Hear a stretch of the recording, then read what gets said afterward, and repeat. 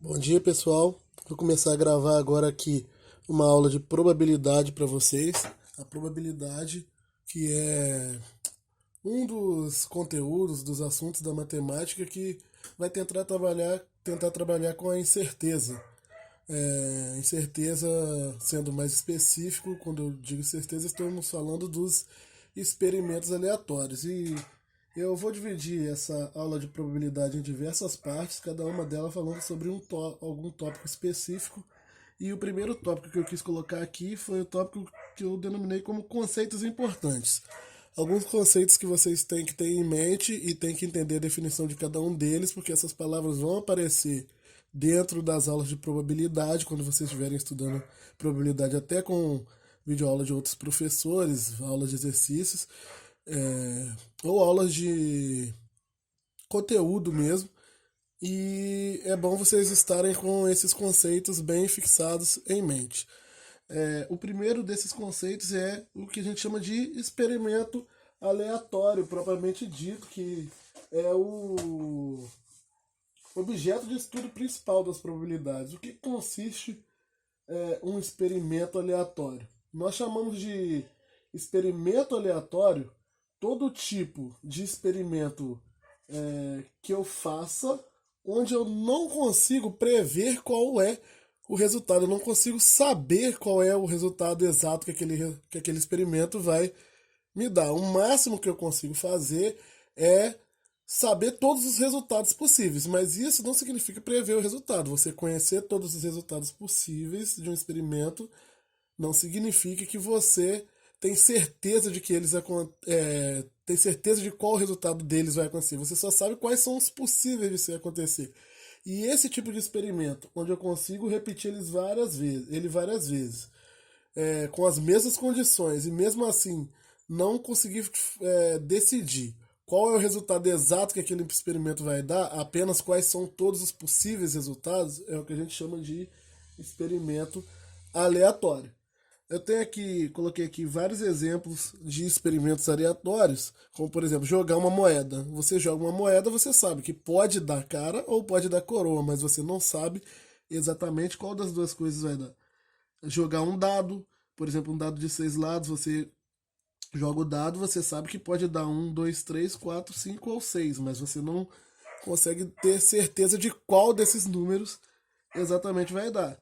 Jogar duas moedas, jogar dois dados, sortear, por exemplo, um aluno ao acaso numa turma de alunos, chutar corretamente a resposta de uma questão em uma prova, é, chutar corretamente o resultado de um jogo como a Mega Sena. São exemplos aí de experimentos aleatórios. O que não seria um experimento aleatório? Por exemplo, quando a gente coloca a água para ferver.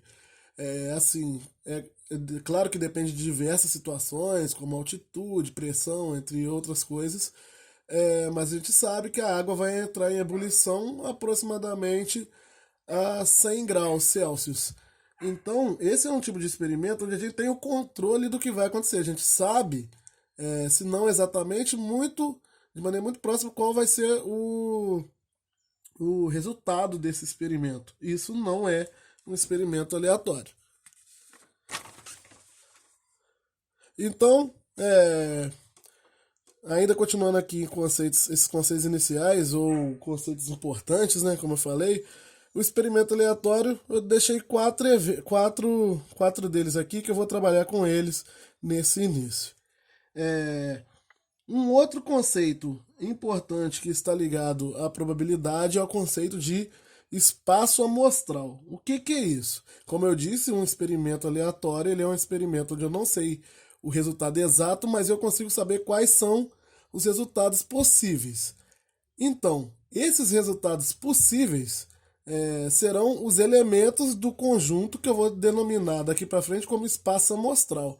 O que é um espaço amostral, então, matematicamente falando, dentro de teoria dos conjuntos? Ele é o conjunto que, que ele é o conjunto formado por todos os resultados possíveis de um experimento aleatório que eu esteja trabalhando. E normalmente, alguns livros vão mudar, tá? Alguns livros vão usar a letra U, outros vão usar a letra E, mas a maioria das apostilas e livros utilizam a letra OM do, do grego para representar espaço amostral.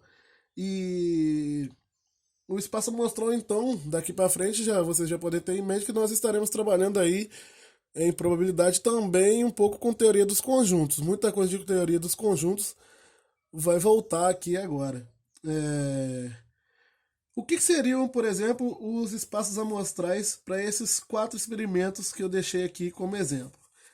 O jogar uma moeda, jogar um dado, jogar 2 moedas, jogar 2 dados. Na letra A, qual seria o espaço amostral do jogar uma moeda? Imagine, por exemplo, se eu vou jogar uma moeda, ela pode dar cara ou coroa. Então, o meu espaço amostral seria cara ou coroa.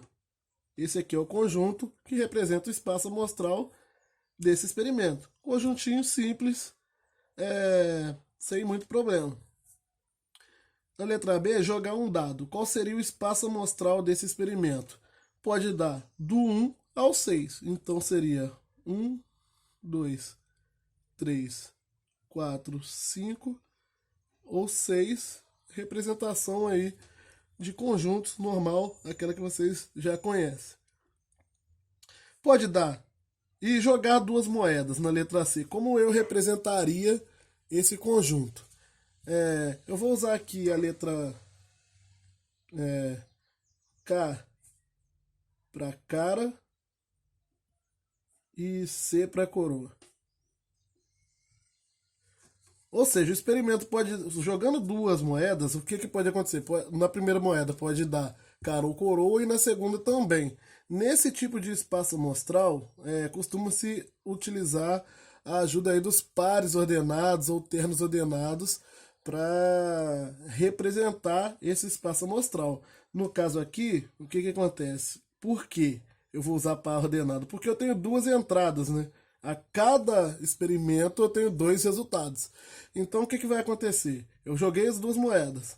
Pode dar na primeira cara e cara na segunda. Pode dar cara e coroa. Pode dar coroa e cara ou coroa, coroa. Ficou meio espremido aqui, mas seria esses os possíveis resultados. Então, para esse experimento aqui, você pode observar que eu tenho 4 possíveis resultados: cara a cara, cara coroa, coroa cara ou coroa coroa.